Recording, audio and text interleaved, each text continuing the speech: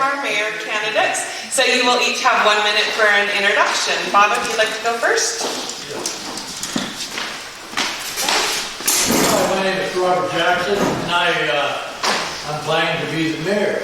Yeah, I have a real good fight here. He's done such a wonderful job. I'm going to do better, okay? So I hope that you guys vote for me.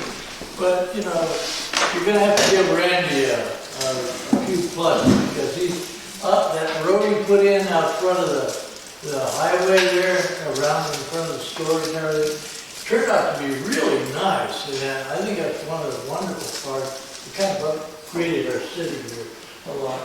I think that's necessary for things like that to take place. So I can also do things as well. I guess I can't now because of time. Randy?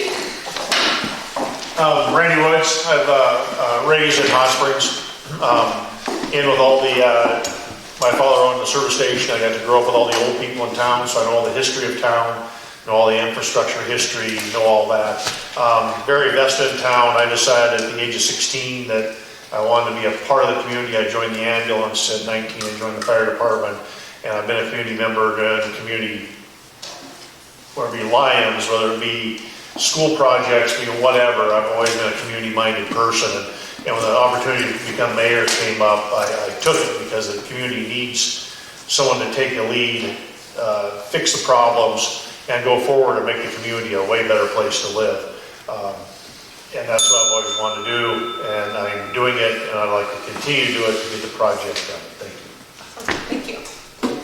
Okay, next question, or first question, Randy, if you'll answer first, please. What characteristics make you the best candidate for mayor? My characteristics that make me the best candidate for mayor is I'm a go-getter. I don't back down. Some of the things that you'll find when you are a public servant, especially in today's times or in difficult times, is people want to attack. They do a lot of threatening people, their body language and voice and that, and I don't back down from that. Find out the solutions, find out the things we need to do, and go forward what's best for all the people. And that's sometimes been hard for me, and that's one of the things that my character kind of says that. If you look back the years of it, some of the things that I was very against, but the townspeople wanted, we brought it in anyways. One of the things was chickens, just for instance. But some of the things that's what the people wanted, so that's what we gave them. We put the product in place, we got things going, and that's kind of where I stand. When I say I'm going to do something, I'm going to do it. But also, as city council or mayor, we work for the people. So what the people want is what we have to give them, and that's kind of where we've been, and that's where I go. Okay, thank you.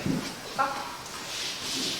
Could you repeat the question? What characteristics make you the best candidate for mayor? Well, wisdom. Age, you know, wisdom comes with age, and sometimes it's taught properly.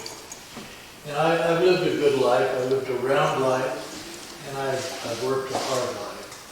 And I'm really quite proud of what I did. And I'm sure I can improve your city as well, which means that I would make a better mayor maybe, but I don't know. He's pretty hard to do. But you know, I'd love to be mayor because you know I'm getting older now, and you know it's kind of like a bucket list. You've heard of bucket list. Kick the bucket. You want to do something before you kick the bucket. So this is number one on the bucket list for me. But I will do the very best I can with the wisdom I have. And I think that's the main thing that we need as well. Thank you. The next question, what do you see as the duties and responsibilities of the mayor? Bob? The responsibility of the mayor, I'm probably going to have to learn myself. But it's like humanity. You know, I was in charge of maybe about 50 men in the Navy, and I was getting them controlled with something else. There's all kinds of personalities there, and just trying to kind of make them all work together and do the same thing at the same time is one of the hardest things, especially with youth. They're the hardest ones to work with, but I have adults, so this makes it a lot easier. So I think it'd make a wonderful thing to do. Thank you.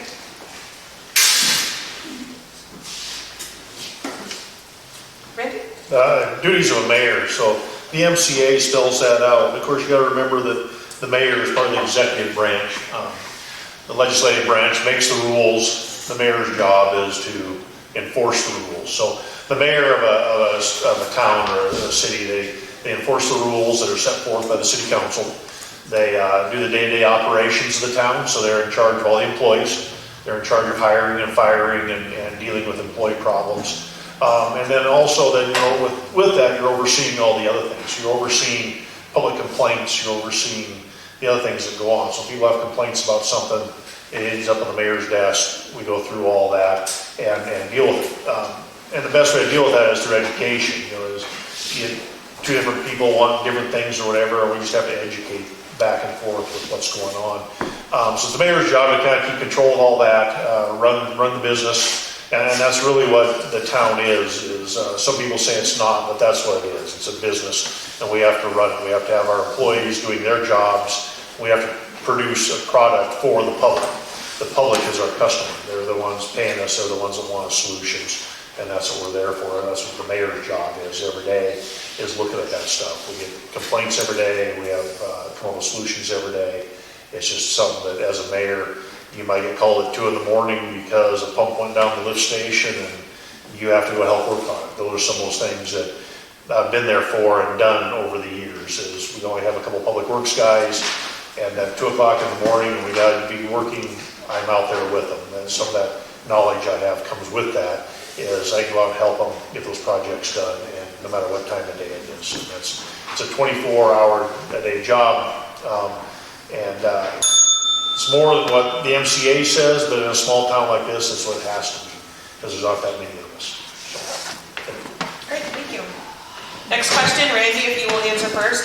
How will you balance the needs of all the residents, especially when their priorities differ from yours? That's been a challenge. Some people think I'm not good at it. I feel I'm really good at it. You listen to the people, and you start talking to the people, and you look at the majority of the people, what they want, what are they looking for, how is it going to improve the town? When we're looking at something, it's how is that going to improve everybody's life, not just one person's or 2 persons, or a faction. You get 12 people that want something, but what do the other 400 people want? You know, we're one community, and we have to do things to bring that together. And I've stated in the opening remarks is chickens. I didn't feel that we should have chickens in town. That's, if you want to have chickens, you live on a farm. You don't have them in town. But townspeople came and said, we want chickens. They went out and did the legwork. We all looked at everything. We came together, and we brought chickens to town. We brought in the rules. The people brought the rules. We went through all that, worked it all out, and brought chickens. But it goes that same way with junk vehicles on the street or messy yards or whatever. Is what one person sees as a nice clean yard, the other person sees as a mess. And you got to bring those together and talk that through with the people and come to common ground. And I'm really good at doing that. Is we come to common ground whether I like it or not, what's good for the people. And that's who I represent, as the people.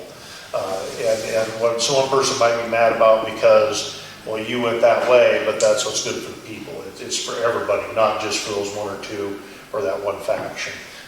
And that's where I feel I do a really good job with that. Okay. Thank you. Bob? How will you balance the needs of all the residents, especially when their priorities differ from yours? Well, it's personalities. You all have different type of personalities. And all personalities are, you can either lead, push, or drag them along. I've learned that when I was in charge of my young men. That's just the way they are. You have to treat each person as an individual, and you have to meet their needs while at the same time meet your own, and direct and narrow down the thought of a person might be thinking over here somewhere in the left side, and you want to just kind of move them towards center. Not to destroy their personality, but to adjust them to a point where they understand what is actually taking place here. And maybe they realize that they made a mistake, or maybe they realize that it's time to make a change. So I don't know. It's very odd. You know, people are very odd. I went to college had psychiatry in there, psychology in there, and it's really quite complicated. You know, it takes the gift of God, is all I can say. It's pretty hard to handle these people because we're all united in one thing. We're humanity. You know, we're all these beautiful personalities that need to be probably guided and directed in the proper direction. Thank you. Our next question, Bob, if you answer first. What is your long-term vision for the town? The long-term vision is to make sure that you don't have to double back and correct something that's wrong. That's the long-term vision. And sometimes you waste a lot of money. I think about things that I've won in the past. I thought, well, I could have done better than that. Now, here I am, I have this thing, and what am I going to do with it? So the long-term vision is to not make the same mistake, a financial mistake, that all of us do from time to time. And it's just the idea that we have to focus on reality of life among people. It's wonderful to be able to guide and direct and help people along the way. And my time just about up. Very good. Randy, your long-term vision for the town? Well, the long-term vision for the town is bringing in more ways to hold people here. Some of the problems are, as they talk about in the city council before, is housing. We need to do better at being able to house people. That's one of the lacking things is when people come here, whether it be a job at the school or a job at Mission Valley Power or a job at whatever, is housing. So we need to be bringing that in, and the town needs to be working on doing that. Also, the town needs to be getting back what the town was actually formed under and what was formed for back in the early days, as Hot Springs was a tourist town. And people came and stayed and did things here because of the hot water. And the town needs to help keep working on that and doing their part in helping bring people back into Hot Springs on that tourist side of it too. It brings people in, they're here for a few days, gone, but that brings that revenue back into town so we can be doing other things. The more revenue coming in from other sources is going to help the town grow and do all that. But we want to keep the quaintness of the town too. We don't want to see McDonald's on Main Street, or we don't want to have an influx of 1,000 people. We want to keep the smallness to it, so everybody knows everybody and that, but we also need to be working on those other infrastructure things, like bringing different things for tourists to come in and stay, make it a destination spot for people to come and then the townspeople, which is always interesting, as the town of Hot Springs hasn't grown since it was in the 30s and 40s when we'd have 640, 680 residents, but we'd have 3,000 to 5,000 tourists in town at one time. So I mean, those are some of those things that we need to get back to as the old days of Hot Springs, and we just need to keep working on that. Thank you. As mayor, what can you do to support local businesses? Randy? Well, my big thing from day one is supporting local businesses. Is we do all of our business in town that we can. So we try and the town tries to buy all its products it can in town. We can't buy it in town, we go to the county. Whether it be vehicles or anything, we just try to move out as best we can. But also it's supporting the business in other ways. It's supporting them by having nice streets in front of their places. It's supporting them and changing the garbage in their garbage cans. It's supporting them in ventures that they want to do, whether it be closing the street for a day so they can have an event or whatever. The town needs to be there to help boost that. We need to be a support structure for all the businesses in town and help support them and make them bigger and better through different ways. Wherever we can help, we try. We work with them on doing different infrastructure things, just like right now, some sidewalk repair. The town isn't responsible for doing it, but the town's going to help do it. So we got to keep being a partner. We're a small town, we're a small community, and we got to do everything to help each other. The town has some equipment that can be used to repair the sidewalks, so we're going to come and use it and help them. So those things that the town can do to help in different ways, whether it be financially by helping do business there, or whether it be on a manpower side when they have a problem and need the help. Thank you. Well, it's money. To bring more money into business. That's the key. And whatever it takes sometimes to do that, sometimes it takes an ideas, you know, out beyond what normally happens to make things work or better, you know. You can't just say one thing is going to do it. It's going to be at the time, today is the day. We figured out from this time moment forward. And the future we have, but we have to focus toward the future as well. But you see, we have to bring money in. That's what business is all about, is money. You know, that's what everybody works for, is money. And although I used to work because I used to say, well, I'd rather work. You know, if they just didn't pay me anything, I'd feel happy I'd stay here. But you know, that's a lie. You know, perfectly well. You would want to just have the money. You know, the money's the main thing, business. And you've got to focus on the businesses and how they can increase. You have to ask them, you have to talk to them about their problems and work it out. You know, it's money. It's always money. Okay, thank you. Bob, if you'll answer first, if you could get rid of an ordinance in the city, which one would it be and why? Well, due to the economy today, we have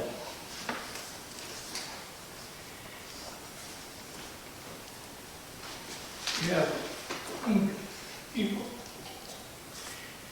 And this is not brought on by us, it's not brought on by anybody else but the ones in charge. And so I think that one of the main ordinances that we should remove is the need for not having as many, we need chickens and we need goats where they can milk, the poor can get milk, and the chickens. And they have, of course, they have the eggs, they eat all the bugs, helps the garden, you know. And really, those things are important because you gotta focus on gardening more now. And not everybody has a house. Not everybody has a property. So maybe we should have some sort of a place out where we can have communal gardens.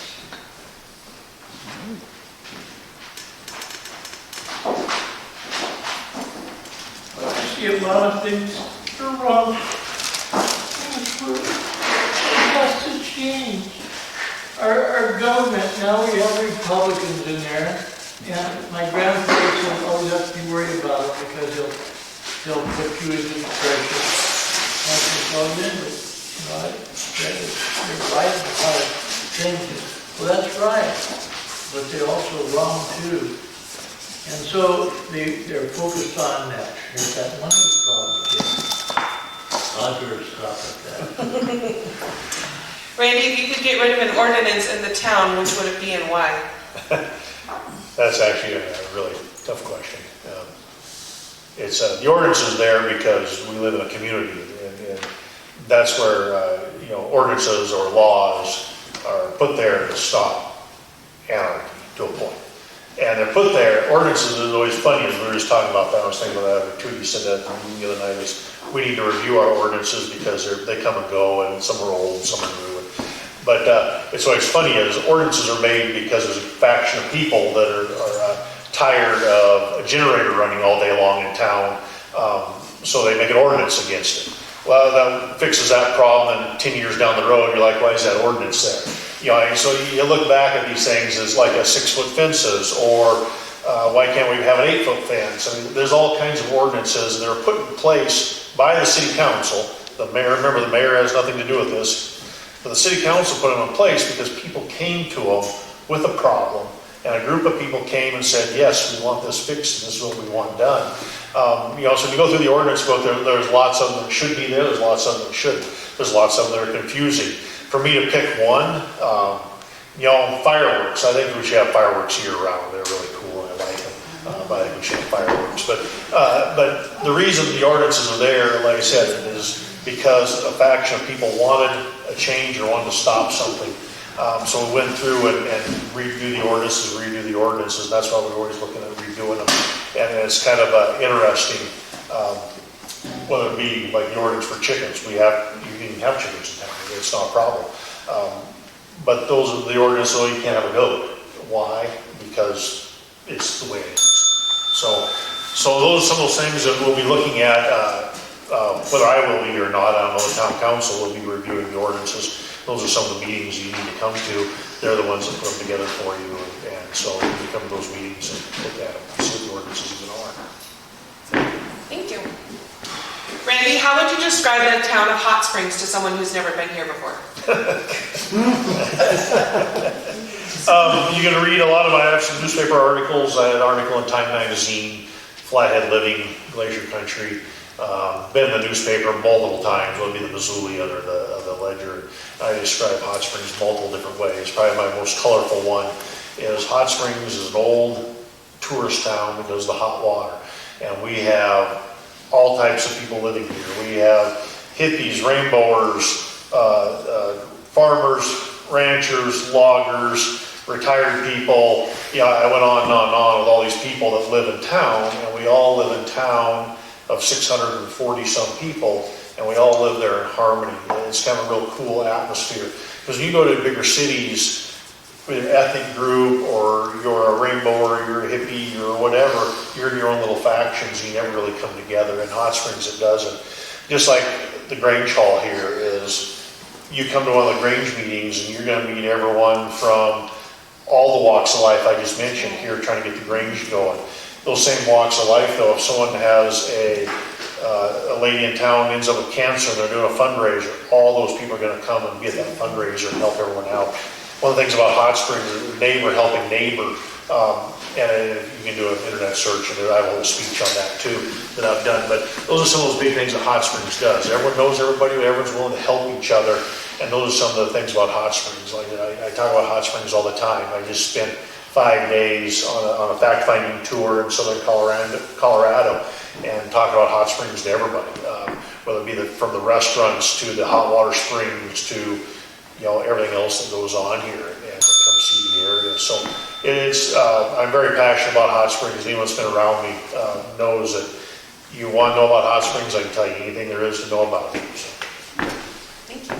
Bob, how would you describe Hot Springs to someone who's never been here? Well, it's like my boy. He came up from South America. He was down there as a missionary.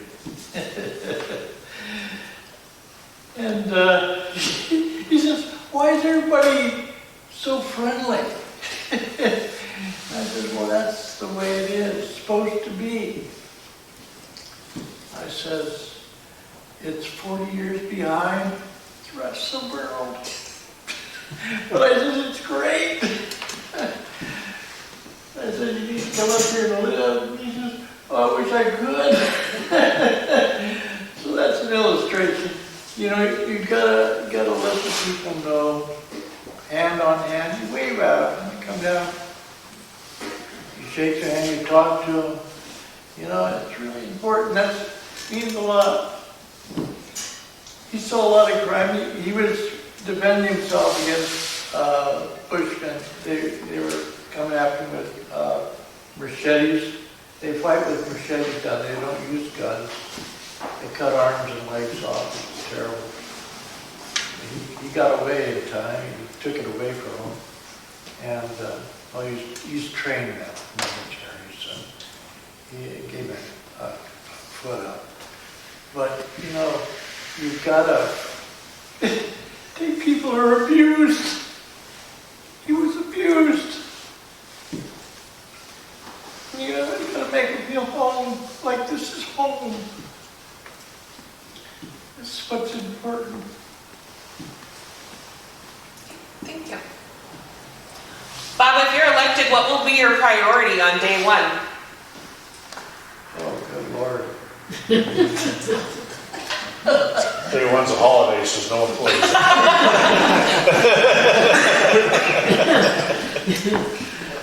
I have no idea, but I'm sure it'll hit me in the face one of these days.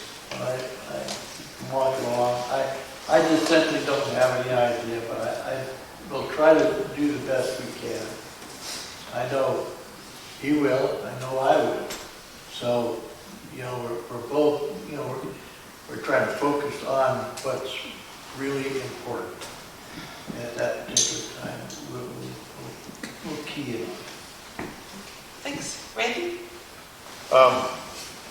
If we're re-elected, day one is going to be another day on the projects that we have on the project list that we're going down, and with some renewed vision and that, as we have a lot of major projects going on, some projects in the plans, and that's just part of the goal, is to continue with them, continue working with the tribes on some of the projects. We're entering into some new talks with them on some other projects. So just to continue on for me, I'll just continue on with dealing with the projects and the tribes, and bringing all this together in unity and moving forward. Okay. Thank you. Now is our time for closing remarks. So Randy, I'll have you start. You have 2 minutes. Anything else you want people to know about you? I've been mayor for a few years, and just a little bit, I was telling her a little earlier, is when I became mayor, I was appointed, the previous mayor resigned, I was appointed by a group of locals. Within the first 2 months of me being mayor, I had to borrow money to pay payroll. The town was so broke. It had old broke down vehicles that half of them didn't run, or if they ran, they were in just awful shape. So I've taken that over the years, and it's taken a lot of time, because all we really receive is tax money, and Hot Springs is as we know, it's a low-income town, so the tax money that we come in is low. It's taken me a few years, but we've built that money up. We do have money in the budget now. We have newer vehicles. All the public works has newer vehicles. We're fixing the streets. We're now moving into starting to fix and move forward and get projects done. The other big thing is infrastructure. My big thing is infrastructure, and if we have to have clean water for the public, and we have to take care of the sewer. If we don't take care of the sewer, we're not going to have clean water. So those are two major things that we have to take care of, and we're still working on. As you heard mentioned, the sewer lagoon project. That's our sewer lagoons are 40 years old. They have a useful life of 20 years, so we're past that by 20 more years. So we got to get those done. The water system's pretty much done, and then we're moving into streets and stormwater. Stormwater is not a big problem in town. We got to move forward on, and with the plans and projects and stuff we have, we're moving that way. It's so I've been very active in the town. The infrastructure, as I mentioned, I've been down the lift station at 2 in the morning, unplugging pumps. I've been at the sewer lagoon, helping there. I've been everywhere and done it all, and I'd like to just continue the project and continue on with the plans I have and where we're at the town. Thank you. Bob? I noticed the last freeze we had, people had frozen water lines all over the town. And this is only natural. It was down to -50. So, things like that happen. But, I think it would be nice if we had some sort of a little, maybe a shower and a bathroom and water flush in the park for the homeless, as well as for people that have trouble with their sewer or their water system, so they can go down to the park where it's beautiful down there. We keep in the park just wonderful, and then you can just go down there and do your job that you have to do, and take a shower. It's important. It's one of the important parts Those outhouses are great, but they're cold. You gotta have a heater in there, you know, it's got, you know, to heat up the water lines too, they have to be kept warm and planted right, down deep, you know, down beyond 3 feet. And that's insulated real well. But that's one thing I think I would, I think that's one thing I've been focusing on lately because I see people follow. Okay, thank you. Well, thank you both. Let's give them a round of applause. Thank you everybody for coming. Ballots were mailed this week. Election day is November 4th. And what I can just say, we normally have a very low turnout for municipal elections. So please vote. Get your neighbors to vote.